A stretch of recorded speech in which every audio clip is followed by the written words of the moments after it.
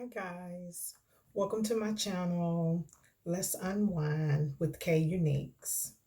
This time, this is going to be a different type of story, but before we get started, I really need everyone to go and like, share, subscribe to my channel so that we can have lots of more lit videos.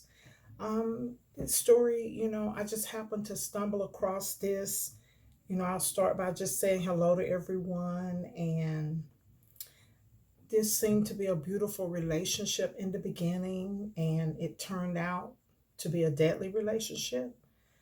But being in a relationship should make you feel safe and protected, very safe and protected. You should not fear someone you love. There are many warning signs when your relationship becomes violent and you could be in trouble. The signs that, your life could even be in danger. Homicide risk factors can play a big role if even when you haven't seen those signs, if it takes a long time for those signs to be shown that someone is very violent and they're dangerous. And lots of women, they just push it to the side, and they just go along because they feel like love keeps them there, or they feel like they keep thinking of all the good times that they are having with that person, and all the love that they're having with that person, and the future that they want with that person. But then they look over all the violence and the mean and verbal and emotional abuse times that the relationship can face. But what I did, I just happened to stumble across this story the other day. I wasn't resting good that day, and it came up on my YouTube feed. And it is the story of Gabby, Petito, and Brian Laundrie. This to me was a beautiful, beautiful couple. And when I seen the story that they were saying she was missing, I just went and did my research. I looked at her YouTube channels, and then I looked at Instagram, her Instagram posts and his, and I seen all these beautiful pictures of when they first met. And then I seen pictures as their love life went on. Um, Gabby had met Brian, like had been with them engaged like over a year ago.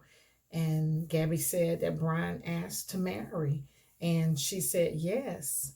And he said, "You make life feel unreal, and I'm glad you said yes." And the next day, he said, one day later, he said, "To death do us part. I'm so happy that you said yes. I love you, honey." So all these were signs that they were beginning to start a great relationship. And sometimes, you don't see that in the beginning. And, then they had set out to, they like the great outdoors.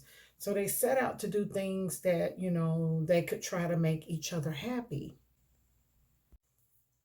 So Gabby decided to buy this little 2012 Ford Transit van. And she decided to get this little van that they could travel in. And Brian said, "Well, this is our little new van, our little garden on wheels, so that we can have new adventures." So, which was very cute, when I started getting into the story and seeing all these beautiful pictures as to how neat it was for them to get this little van and transform it over, in the back of it and make it like a little home, a traveling home, to go to see all these nice and beautiful places. But it all began on July the 2nd of 2021, and it started in Blue Point, New York of Long Island. So on July the 4th, they set out on their road trip in their new little home. They were camping and cooking out in the woods, and, snapping photos with monument rocks, and this was a lot of this was taking place in Kansas. And then they went to Colorado Springs 2 nights there at a campsite where they were sand surfing, and they were out in the dust storms. So their next stop was Utah. In the new Utah, Zion National Park. They were hiking. They had picture perfect monuments everywhere. These photos of Mystic Springs at the Canyon Lands on her Instagram page. Then on August the 12th, the Arches National Park in Utah. Later, camping in the Devil's Garden. And then on August 12th, things took a turn. They got into a bad argument, a bad fight, and Brian, didn't want her doing any videotaping. And so what she decided to do, she wanted to clean up the back of the van because it was looking, not as pretty and clean and neat as it did at the beginning. So she wanted to clean it up. She wanted to do some vlogging and some more videos, to put out, that day. He didn't agree with her. They got in a very bad fight, and the police stopped them. They were reported that they were having some, fighting.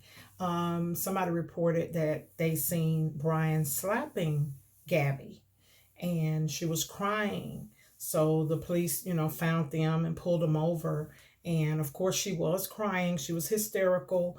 And they were talking to Brian, and he was explaining that they had gotten a little fight.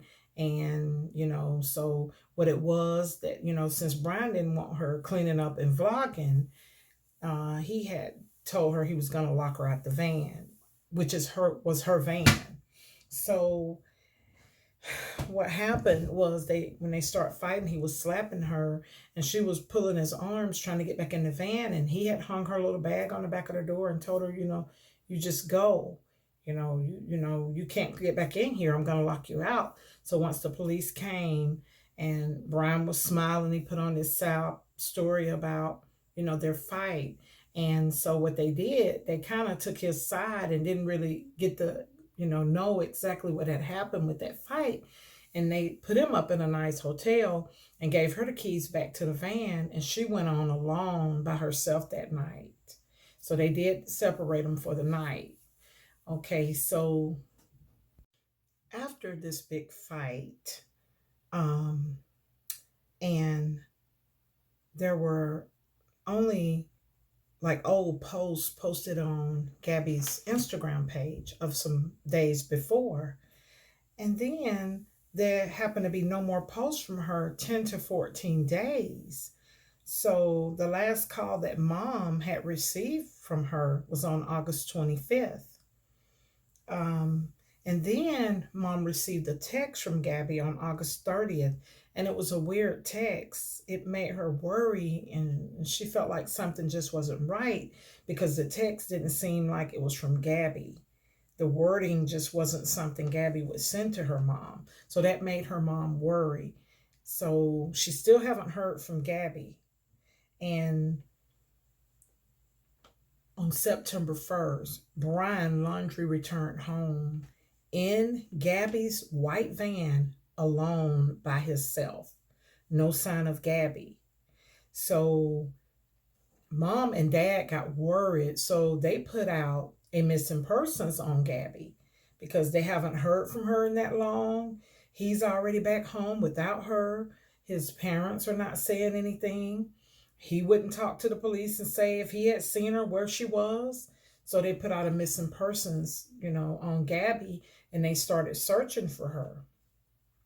And that way, at that time, Brian Laundrie became a person of interest. So they were searching for her.